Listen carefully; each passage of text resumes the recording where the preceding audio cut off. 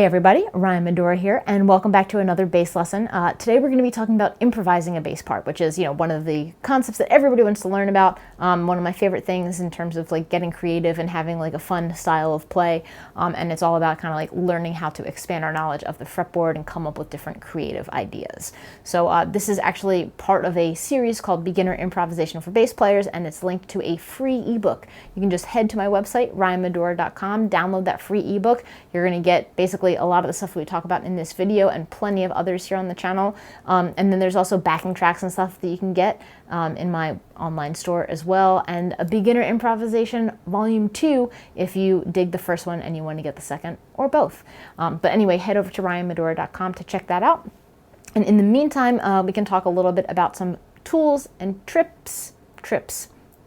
I meant to say tips and tricks, but we can call it trips to help you improvise a bass part. So today we're going to be playing basically in the key of A, nice lovely key, and our chord progression is going to be 1 to 6. When I say that, what I mean is when we say that we're in a key, like the key of A, we're going to imply that the 1 chord, our tonic chord, is going to be that first note, A, and that we're going to play a major scale and assign a number to each of those scale degrees. And if we go 1, 2, 3, 4, 5, 6, we land on an F sharp, and this will be our 6th chord. Now, in addition to knowing the number for the chord, we also have a chord quality, meaning whether it's major or minor.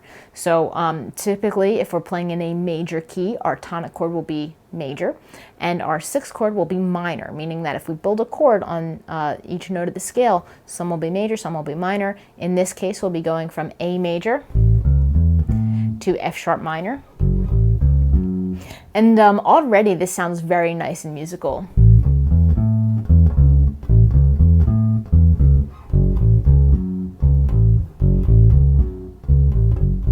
And all I'm doing is outlining the arpeggio, root, 3rd, 5th octave, and back down. Easy peasy. There you've got a bass line already. But the key thing here is remember what key you're in, and then identifying the chords you're moving between. And then we want to talk about how long we're on each chord for. In this particular chord progression, we're going to be on each chord for 2 bars, meaning, 1, 2, 3, 4, 1, 2, 3, 4. So a total of 8 counts or 2 bars on the A chord, the 1 chord, and then the same length of time, 2 bars or 8 counts on the 6th chord, the F sharp minor. So if you want to think about it, it's going to be 1, 2, 3, 4, 2, 2, 3, 4, 3, 2, 3, 4, 4, 2, 3, 4.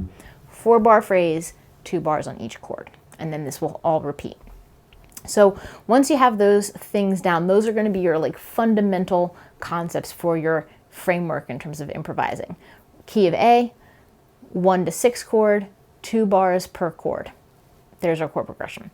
So now that we have that, we can decide to go as simple or as complex as we want to when it comes to crafting a part, meaning we can choose to stick to just root notes. We could use notes from the triad, the root, the 3rd, the 5th. We could use notes from our pentatonic scales. There really are endless options. To get started, I like to find my root notes, and I like to look for them in different locations. So I will play a major scale and realize I could play my A, the root note, here or here.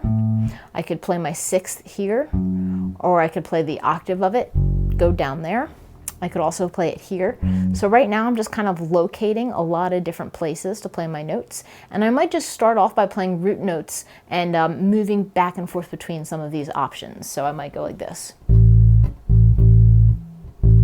I might go to this F sharp. I'll return to my root.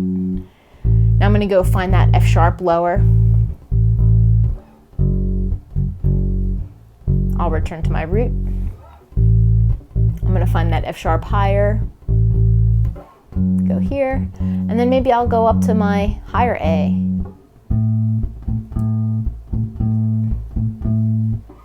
So you can see I'm just kind of going back and forth and just finding the different locations for my root notes.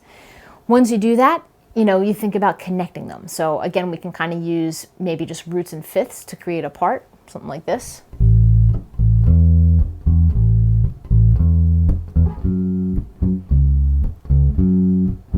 Where I'm going root, higher 5th, and then I'm I'm finding my root, the F sharp, and I'm going to go find my lower fifth here. If I want, I could find my higher fifth. I've got options, which is great.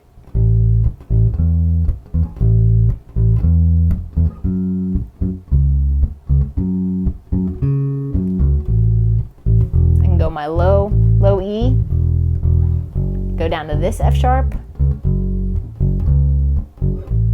And again, just using roots and fifths, playing with direction, thinking, oh, I can get the fifth above, or I can fifth below, and I can go up to my F sharp or down to my F sharp. There are a lot of options here.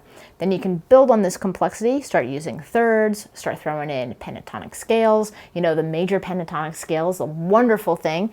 You can play an A major pentatonic scale by going like this: root, second, third, fifth, sixth octave, or you could play it like this. This is kind of our 4-fret span way. I kind of like this way though as well, where I kind of play my root note, scooch up to play my second scale degree, third, fifth, sixth octave. And you can really just play this kind of thing to create bass lines, you know, very similar to something like the Van Morrison tune Wild Night.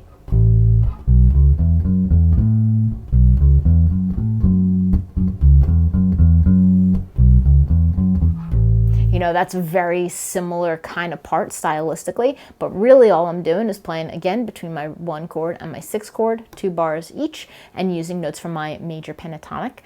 Just being mindful of landing on my root note on the downbeat of the chord. So thinking like, okay, if I've got 2 bars,